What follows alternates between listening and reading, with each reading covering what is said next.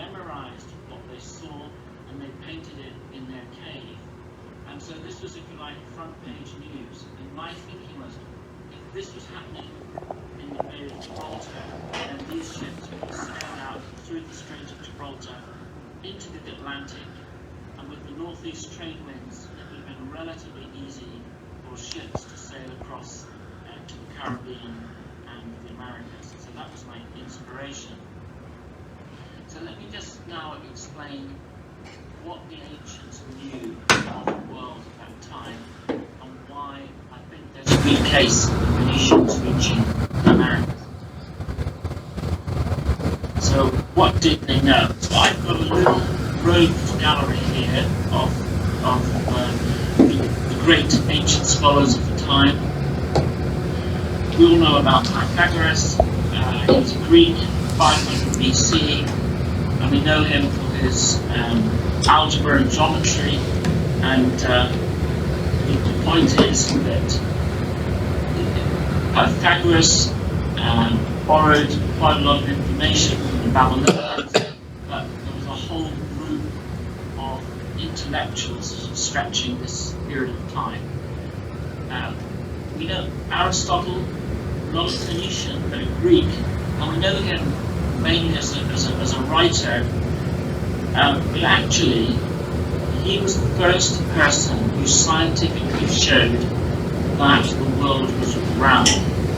And he was the person who made the observation that when a ship leaves the harbour, it doesn't suddenly fall off the edge of the world.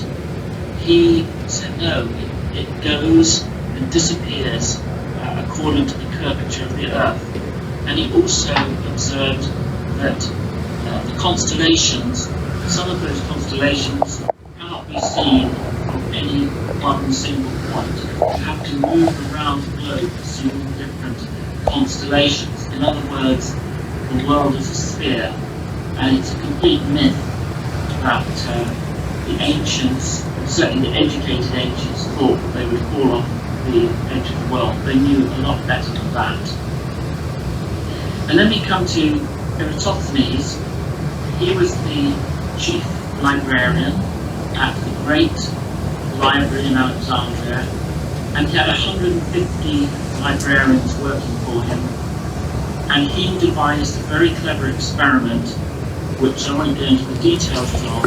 He calculated with this experiment the circumference of the world, and he got it to about 25,000 nautical miles within 3 degrees of the actual circumference. So that's quite amazing. You know, over 2,000 years ago, somebody could calculate the circumference of the world using their, if you like, mathematical and geographical skills. We then come to Hipparchus.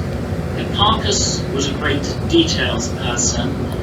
He was the first really to build a grid of towns and cities, but also star maps, plotting some 8,000 towns and cities from the capital of China in the east to the edge of the known world. Now, until relatively recently, people thought that Hipparchus, when he was talking about the edge of the known world in the west, he was talking about the Canary Islands. But when you take his very detailed calculations, you actually find that he's not talking about the Canary Islands. He's talking about some islands some 3,500 miles further to the west. In other words, you know, there was confusion in ancient times between what was known as the Fortunate Islands and the Blessed Islands, and we now believe that, as I say, Hipparchus gives us some evidence that he knew or had heard about islands much further out into the Atlantic than until recently assumed. We then come to Ptolemy and the Maris of Tyre. Now, Ptolemy used a lot of Hipparchus' information, but he reran with, again, also based on Maris of Tyre's information, he reran the calculation of the circumference of the world, and he made a great mistake in doing this. He calculated that the circumference of the world was about 18,000 nautical miles, approximately 1/3 smaller than it actually was. Now, why am I telling you this? This is interesting because Ptolemy's geographical treatise was published in Europe, translated and published in Europe about 15 years before Columbus set sail in 1492. And the reason it was published and it became a big seller, if you like, was because of the advent of the printing press. And Columbus had a copy of Ptolemy's work, and in that copy he wrote in the margin, Marinus of Tyre is wrong. The world is actually smaller than Marinus of Tyre says, because he doesn't know about some islands to the east of the capital of China. Therefore, I can sail from Spain to what he called Cathay, which will take to mean China, Japan, and India. I can sail there without too much problem, thinking he can do it in a few weeks, not of course realizing there was a huge American continent in the way, but also there was the Atlantic and the Pacific.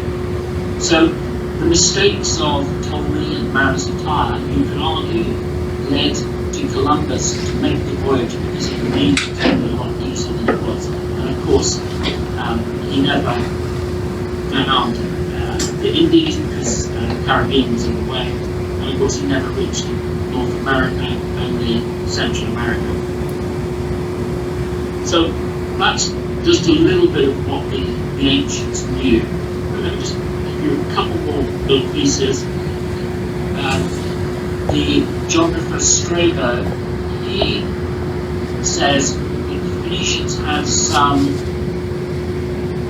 300 trading settlements down the eastern Atlantic coastline, Spain, Portugal, down as far as Senegal. Now, even if that's an exaggeration, imagine if they had just 50 settlements. That's a lot of ships that are in the Atlantic. And if they're in the Atlantic, because of the trade winds going from the northeast across to the Caribbean, I think it's highly likely many of them would have ended up in the Caribbean. We also have evidence of coins, Phoenician and particularly Carthaginian coins, having been located in the Azores, but also these coins here found relatively recently in the west of England. And we now have scientific proof from an Israeli expedition that excavated a wreck off the coast of Israel that Cornish and tin from Devon reached as far as Israel in the ancient world. So we knew, and that's a journey of some 2,000 miles. So we know that the ancients were undertaking very significant voyages. And just to add to this, and this is very important, the Roman general Sertorius, in about the 1st century BC, he lived in Spain and Iberia. He rebelled against Rome, and ultimately his soldiers murdered him for rebelling. But he records that he met some sailors who had returned from a 39-day voyage across the Atlantic. And interestingly, Columbus took about 39 days to get across the Atlantic, and we did about the same. So he records this story, and it's extremely newsworthy because 3 later scholars, Sabosus, Solonius, and Capella, a few hundred years later, record this story. It's a little bit like us recording a story that 50 years ago, 2 guys got in a rocket and went to the moon, and so that would be difficult trying to repeat it point is, this is very newsworthy because it is recorded several times over the next 100 years in statements by well-known authors. So there is this evidence that there was a lot of activity going on in the Atlantic. And perhaps I can ask you a question. What do you believe to be the earliest recorded sailors in the Atlantic Ocean? Would any of the audience like to hazard a guess as to who were the first officially recorded sailors in the Atlantic Ocean?